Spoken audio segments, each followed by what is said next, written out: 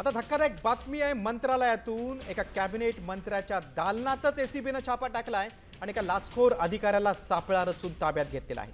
राजेंद्र ढेरंगे या अधिकाऱ्याला सापळा रचून एसीबीच्या पथकाने ताब्यात घेतलंय। लाच घेताना एसीबीने या लाचखोर अधिकाऱ्याला रंग्यात पकडलेलं आहे। आपण थेट जाऊया, आमचे मुंबईतले प्रतिनिधी भरत मोहोळकर आपल्याशी जोडले गेलेत। भरत, अतिशय धक्कादायक बातमी। संपूर्ण राज्याचा प्रशासकीय कारभार ज्या मंत्रालयातून चालतो तिथं कारवाई झाली आणि ती देखील मंत्र्याच्या कॅबिनमध्ये। काय अधिक माहिती?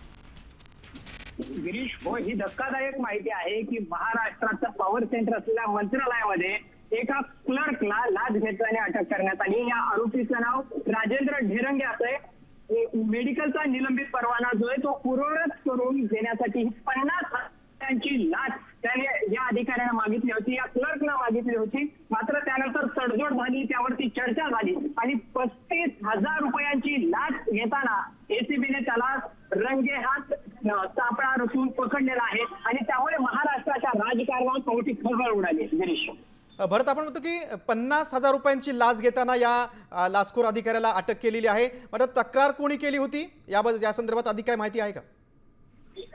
एसीबीकडे ज्या व्यक्तीने तक्रार केली होती त्या व्यक्तीचं नाव समोर आलेलं नाही। मात्र एसीबीकडे तक्रार केल्यानंतर एसीबीने मेडिकलचा जो परवाना आहे तो निलंबित परवाना पूर्ववत करून देण्यासाठी राजेंद्र ढेरंगेने जी लाच मागितली होती त्या संदर्भात मंत्रालयाच्या दुसऱ्या मजल्यावरती अत्यंत शिताफीने सापळा रचला आणि याच सापळा रचल्यानंतर अखेर 35,000 रुपयांची लाच घेताना राजेंद्र ढेरंगेला एसीबीने रंगेहात पकडलेलं आहे।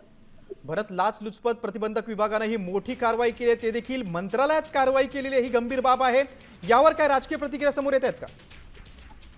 अजून तरी गिरीश, या सगळ्या संदर्भात अजून तरी राजकीय प्रतिक्रिया समोर आलेल्या नाहीत। मात्र महाराष्ट्रात या बातमीने, या घटनेनं खळबळ उडाली हे मात्र निश्चित, कारण की मंत्रालय हे महाराष्ट्राचं पॉवर सेंटर आहे।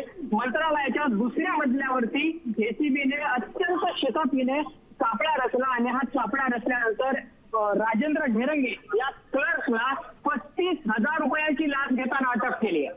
भरत, या प्रकरणामध्ये आणखी कोणाचा सहभाग आहे का? त्या दृष्टीने काय माहिती समोर आली आहे का?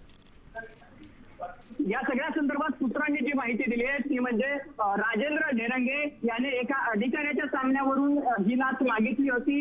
मेडिकलचा परवाना आहे रिन्यू करण्यासाठी ही लाच मागितली होती। मात्र त्यापूर्वी संबंधित अधिकाऱ्यापर्यंत हे सगळं पोहोचण्याच्या आधीच राजेंद्र ढेरंगे याने ती लाच घेतली आणि त्याला अटक करण्यात आली। एसीबीने ताब्यात घेतलं आणि अटकेची प्रक्रिया पूर्ण केल्याचं आपल्याला पाहायला मिळत आहे।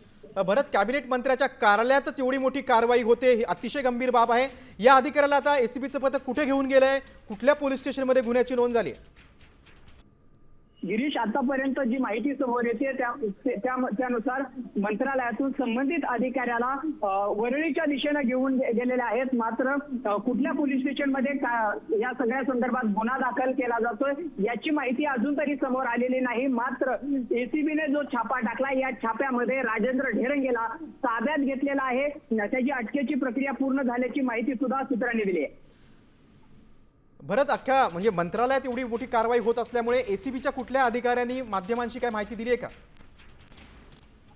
गिरीश, अजून तरी एसीबीने अधिकृत अशी प्रतिक्रिया दिलेली नाही। मात्र एसीबी मधील जे काही विश्वसनीय सूत्र आहेत त्यांनी साम टीव्हीला जी माहिती दिली त्यानुसार 50,000 रुपयांची लाच ही मेडिकलचा परवाना रिन्यू करण्यासाठी मागितली होती। मात्र हा परवाना रिन्यू करण्यासाठी जी लाच मागितली ती लाच त्या संदर्भात तडजोड झाली। 35,000 रुपयांवर ही तडजोड झाली आणि या 35,000च्या तडजोडीनंतर एसीबीने जो शिताफीने सापळा रचला, हा सापळा रचून संबंधित जो क्लर्क आहे राजेंद्र ढेरंगे याच्या होशच्या आवळल्याचं आपल्याला पाहायला मिळत आहे।